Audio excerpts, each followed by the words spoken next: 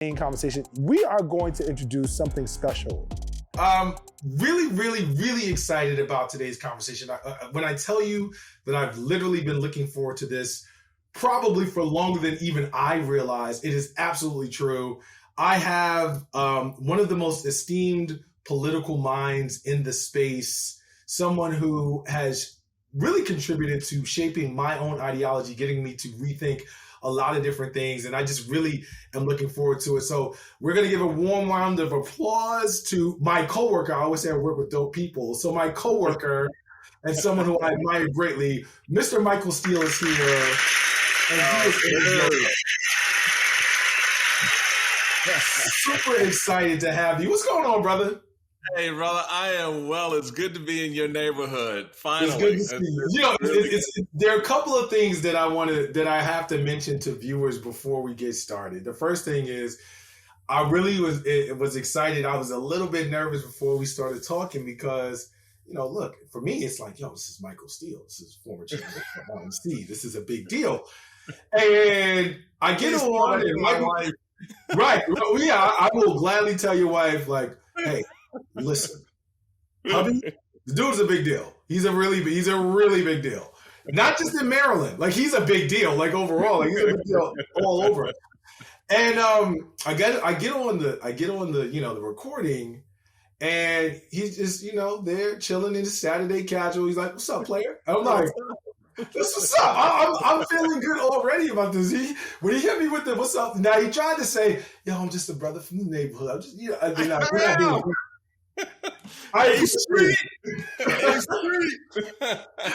mad at that.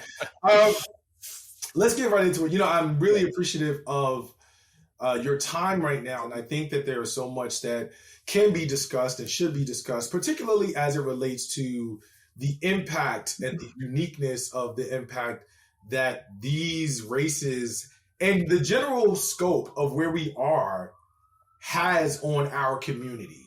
Did you say racist or racist? It's actually both.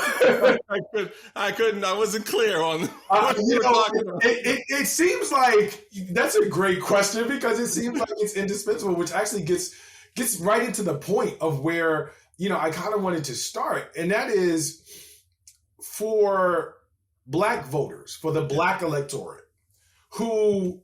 And you're someone who I really wanted to have this conversation with very, very badly. For Black voters who feel as though the Democratic Party may be either too progressive or maybe reaching out a little bit farther than they're willing to go, or maybe sort of overlooking them as their base, right? Because that's a big thing. Mm-hmm.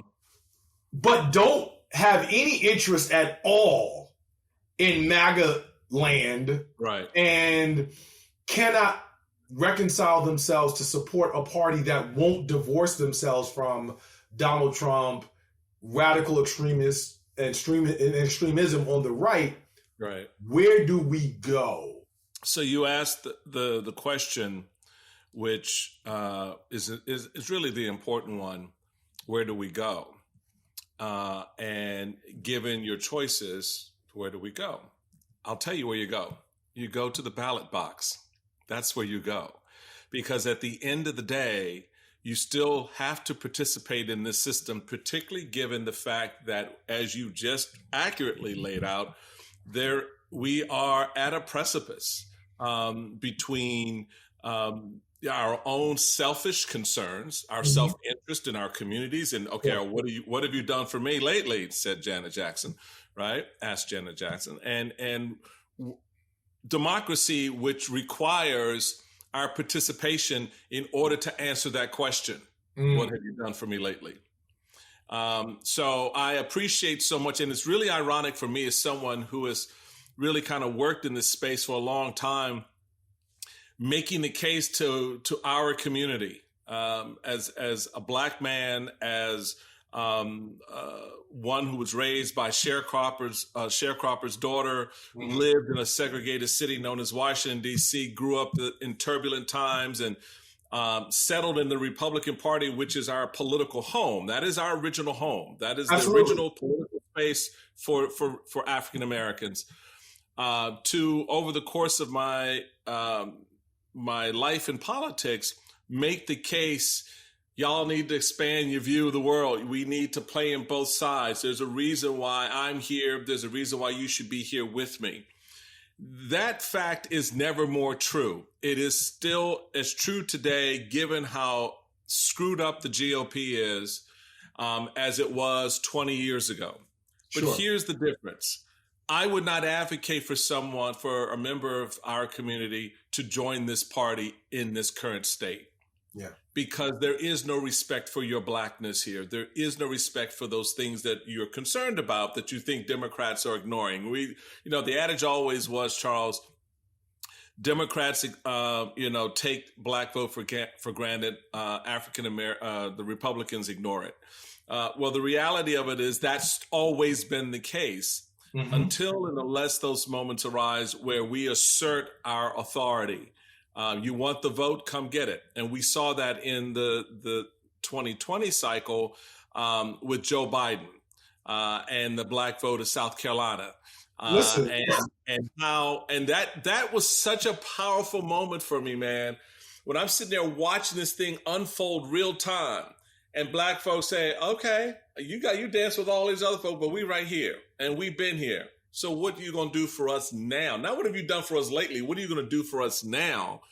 And that was such a powerful moment of black political expression that, and I think we're now seeing it sort of expand itself out, particularly with black women. But the reality still remains. I get the other side is nothing to dance with because they're taking you for granted.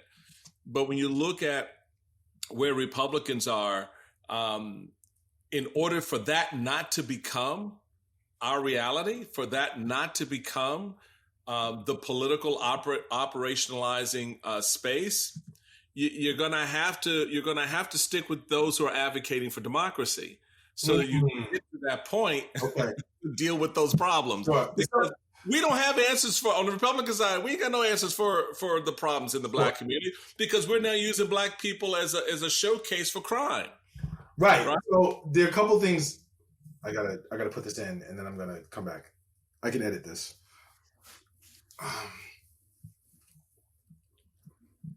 Do you hear me? Oh yeah, I hear you. You don't. Why do you need the earphones? I don't know that I do. Let me see. Okay. Do you hear me? I do. So and if you hear me, then I don't know what you need earphones. Yeah, there you go. All right. And you look better without them. Thank you. Hilarious. You said so much, and so much of what you said I greatly appreciate. I was one who said, quite frankly, that when House Majority Whip James Clyburn, who happens to be my fraternity brother, gave the endorsement to Joe Biden, he literally altered the course of history. It changed. He did. He literally did. And for whatever you may think of that, I just was very struck by the gravity of that moment and what it did pre-South Carolina primary to post-South Carolina primary.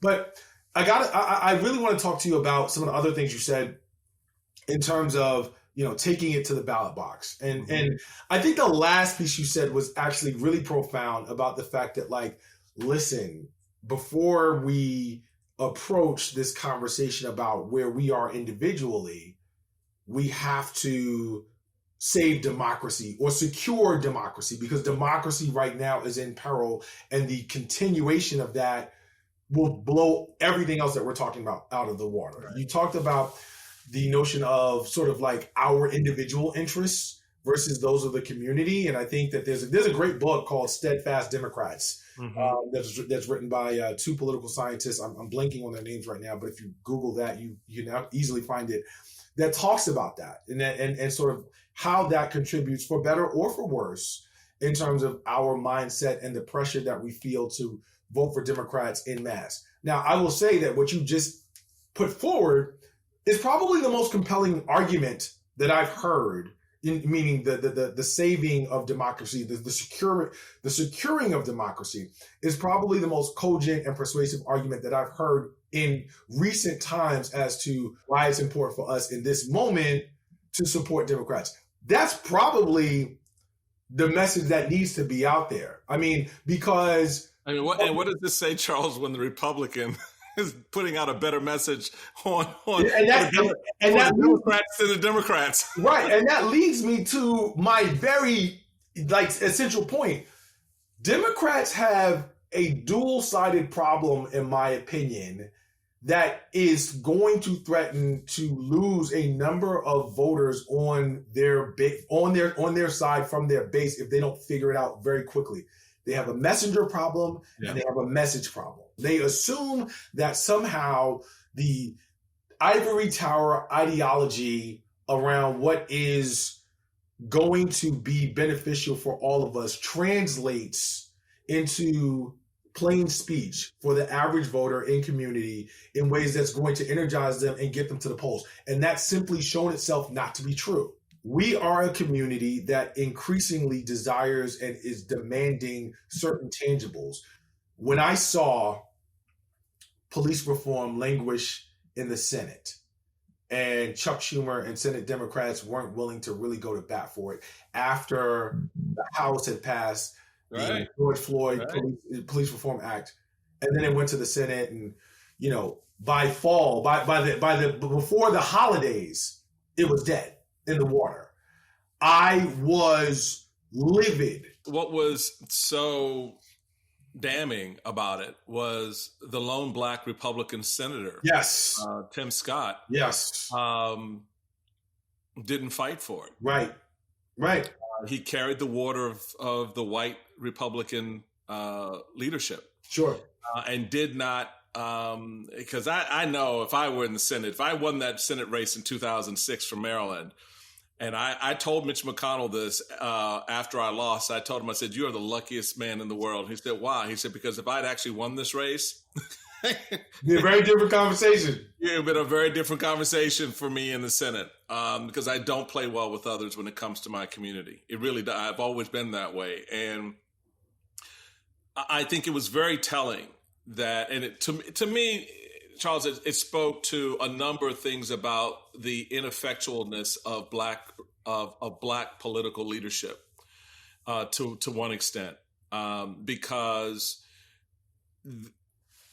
in moments like that, we need something more than rhetoric, and I don't know how else to express it, but I always feel it always boils down to the same platitudes about, basically we tried, but we couldn't get it done. And we got it done in the House, but then when it got to Senate, it got all up in procedure and we needed 60 votes. And I'm like, can we fight for something? Can we actually draw blood somewhere? I mean, not literally people. So don't, what I'm saying is make people pay a political price for it. Sure.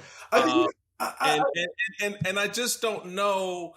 And that's what I loved about the Clyburn moment in 20, because white folks knew exactly what Jim Clyburn was saying. He was like, okay, you want this vote? Because you don't get South Carolina unless I say so.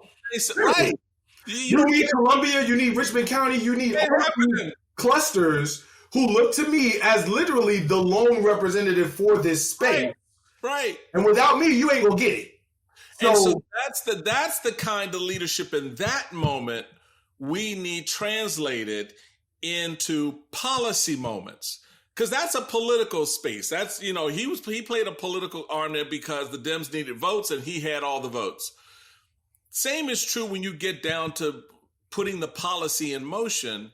Is the Dems and the Republicans need the vote. They need that space. So leverage something, work it. I mean, it's so frustrating that legislation failed the way it did. Yeah. And yes, we can look at Scott and the Republicans and go, y'all did this. But I also have to say, well, okay, why did it happen? There was no other way Schumer could have been leveraged to make Schumer actually do what. I mean, Schumer. I mean, just to put it out there from my perspective, Schumer is no Mitch McConnell. No, and comes to run in the Senate. And so my perspective, because Mitch would have had that vote. Mitch would have had that vote. Nothing would have moved if this was a priority. Nothing. If that were judicial, if it was Mitch McConnell and that was a vote on a judicial nomination or change in the judiciary, nothing would have moved. Nothing would have moved until that vote got done. And I think that for me, that is exactly it, right? Like it's the notion of what are you actually willing to fight for when it comes down to it? And there were a lot of things that you said that I've been thinking about a lot. And at the end of the day, I feel like Democrats have historically in the modern era of politics operated as though there is some sort of moral high ground that allows for these intrinsic victories for us to hang our hats on. I can tell you what that is.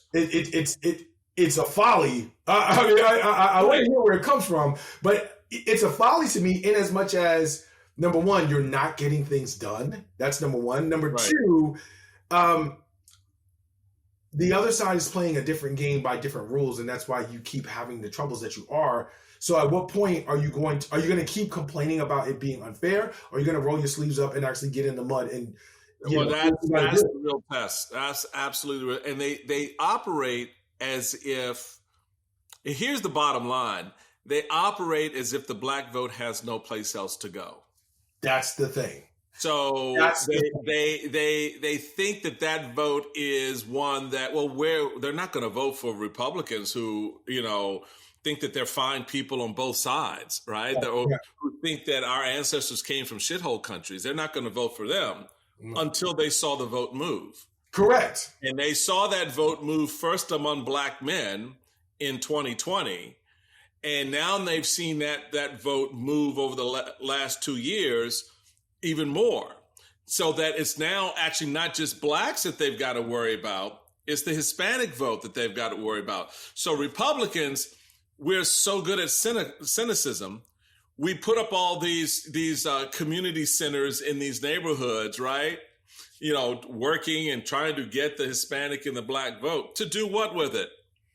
We just need you to vote for our candidate on election day. That's all we need you to do, because shit ain't happening after that. Or you worry about that. We need you to do that. But to how we started the conversation, if you feel that this side over here is not helping you and addressing your agenda, you're going to look elsewhere. And while it may be the least appealing, you're at least going to say, well, maybe I can get a little something, or maybe if I gave them a little something, meaning a little vote, I can get a little something back. People start rationalizing how they make their moves politically. And the parties, both parties historically have just kind of held firm in believing that you have no place to go. Yeah. That's how the tribalism works. That's why people get these emails saying, well, why haven't you supported this, or where have you been on that, to sort of reinforce the tribal nature of our politics. The voters are realizing I'm not locked in. I can move. And while, I may not be all about what the Republicans are selling, I'm not getting anything over here. Nothing. So maybe I'll either check out or I'll just slide over here. So, you'll see this, uptick in black male support for Donald Trump, from moving from, 12% to 18%. You'll see more and more black women, at least casting an eye in that direction, because they're strapped. What I'm saying is, I appreciate that and understand that, but know that when you do that, you're not getting anything more here. That's why you have to force the hand that is at least advocating democracy. Okay. Again, from a place of reason and persuasion, that message you really need to go and just say, look, hey, I know I was the RNC guy for a minute, but I can tell you how to leverage this and language this in a way that's going to make sense. Because again, as I talk to people who are relatively apathetic for the reasons that I mentioned, that never comes up. But I do think that it is a logical and cogent and persuasive way of framing it that I can say, all right, because I cannot in good conscience tell myself nor any of the people who I'm aligned with, hold your nose and vote for another couple of elections, because that is no longer working. I think you talked about something that I did want to get into, and that was Black men and the electorate. Because a lot of Black men, and I'm going to call it for what it is because it's a very specific demographic, so I have to name it. Straight Black men, in many respects, are feeling disregarded by the Democratic Party. And they feel like, in terms of identity, race is really, really low. But in terms of everything else where they seem or feel seen, there are some attractive points on the alternative side, or at least, even if they're not as attractive, the way that Democrats are approaching the conversation makes them feel either unseen or forgotten. I believe that we do a lot of yelling at the consumer about not making choices or the choices that they make, as opposed to being more critical of the actual store regarding the actual products that they're putting in front of the consumer. Is that backlash that people are responding to in terms of the Black male that I described, is that warranted, or is it a little bit overblown? I think I don't think it's unwarranted. I think there is multiple layers there to be concerned about. What Trump is able to do is Trump appeals to the machismo. Yep, absolutely. Trump appeals to the, I control my business, I control my women, I control everything around me, I'm the man, right? And that has a high level of appeal among Hispanic and Black men. Yep, it just does. So certainly Hispanic, it's much more cultural. For African American men, given how we've been fractured from our culture over 400 years, displaced from our culture. It speaks to us in a different way. It speaks to us in a different way. Because of our condition, our experience. Exactly. And the way that we have to navigate manhood, it resonates with us, like, from an aspirational place. Yes, exactly. Our society, our cultural society is matriarchal. And there's 400 years of history for why that is. And so men today feel displaced culturally. Yes. So when you have someone who says to you, well, what do you got to lose? Come with me. When, he's different differently. Yeah. When he's seen hanging out in the 90s with the hip hop culture, acting like he's one of them, when at the same time he's advocating for killing the Central Park Five, right? Those young men, Black men. When he's saying, that, talking about empowering oneself, at the same time he is dismissing what's happening to young Black men who come in across law enforcement. There's a disconnect. So making that connection to help people understand that this is literally like the Wizard of Oz here. Trust me, you're seeing all of this, and you're just not seeing what's going on behind the curtain. Behind the curtain, you see a fat, overweight, yellow-haired, wannabe. I mean, this is not the image of manhood that you want to ascribe to or aspire to.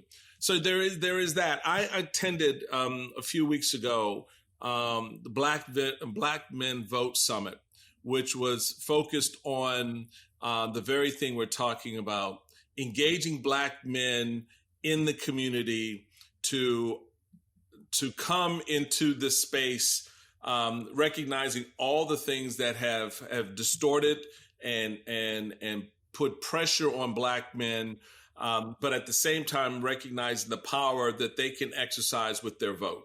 Yeah. And that they can get their issues, their agendas, because they're like anything, they're things that Black women are concerned about, and they're things that the Black community are concerned about, but there are also things that Black men men are concerned about. That's right. And so, giving voice to those concerns. And I want to point out really quickly. Please hold your thought. In terms of anyone who's listening to this and thinking, yes, I use the example of police reform, and I've used the example, and I've talked about how, particularly during this election cycle, crime has been sensationalized and weaponized and racialized in a way that the GOP has tried to use it to energize their base. But guess what? I am someone who's never been arrested, never been in jail. Pretty sure Michael is someone who's never been arrested, never been in jail. There are a number of other issues other than criminal justice reform. Yes, we care about that. We care about police reform. But there are a number of different ways that safety shows up, whether it's economic safety and security, whether it's housing, whether it's security around me being a small business owner. There are a number of different ways that safety, and that's just one issue, right, shows up that matter uniquely to me as a Black man. It's not just criminal justice. It's not. And that's how the that's system. No, I think that's an important point to make and an important distinction to make, because we get stereotyped like everybody else. Sure. And I can tell you, as a husband, a father, as a young Black man growing up in Washington, D.C., my aspirations were not around avoiding jail. Right. My aspirations were like, I want to be a lawyer. I want to be a doctor. I want to be whatever. I want to be able to buy a home. I want to be able to raise a family. So those aspirations are the same for Black men. We want to provide for our families. We want to provide for our community, and we want to provide for ourselves. So the space for us right now as Black men is, how do we create our futures for our kids and our community? We want to have an active role in that. And what I say to Black men is, you've always had the power. It's always been there. And what you need to do now is just exercise it. You just have to say to yourselves, this is what I want for me, and this is what I want for mine. And this is what I'm going to go after. And use the politics. Use the system in a way to help begin to achieve those ends. You've got to recognize the connection between your individual needs, your community needs, and what the country as a whole is going to need. Right now, we have one party that has fomented insurrection and did not speak out against those of its own making, those individuals who were there carrying their MAGA flags, calling Black police officers the N-word, treating them like trash. Right. Well, how do you think that translates beyond that moment? If they don't speak out against it, then when will they speak out against it? So self-interest matters. I get the whole machismo thing, but at the end of the day, that ain't us. That's not what our storyline has always been about, is how masculine we are. It's about how strong we are, how determined we are, how much as Black men we stand apart from others. That's why they came after us. That's why they still see us as a threat, as lawyers, as politicians, as doctors, as engineers. This is why the educational system, I don't have to tell you, look at the studies that show how Black boys are educated versus and targeted their white counterparts. Standpoint in a different way. When was the moment that you decided that you had to step away from where the Republican Party was headed in the way that you did, where Fox News was headed in the way that it was? When was the moment?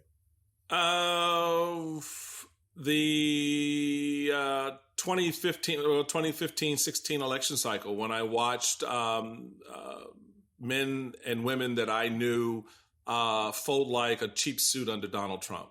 Okay. Standing in that primary, I was like, oh, this is not going to go well. And reaching out to many folks at that time and saying, you guys are getting punked.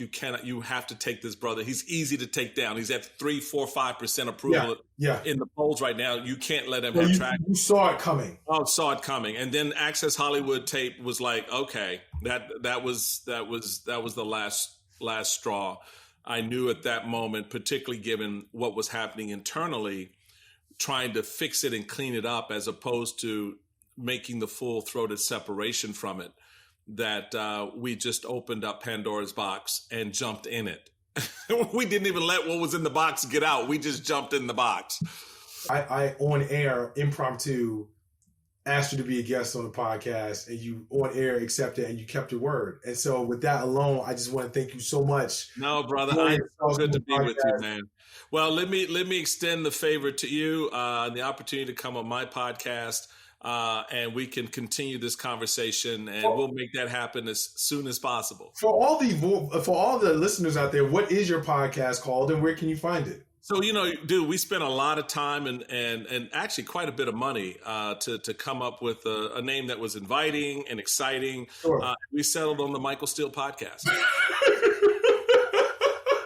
So, indication. I feel like I'm with the Charles Coleman podcast, is making sense. Yeah, I don't think I got ripped off in the money I spent to come up with that original name, but maybe I need to go back and look. But no. All great.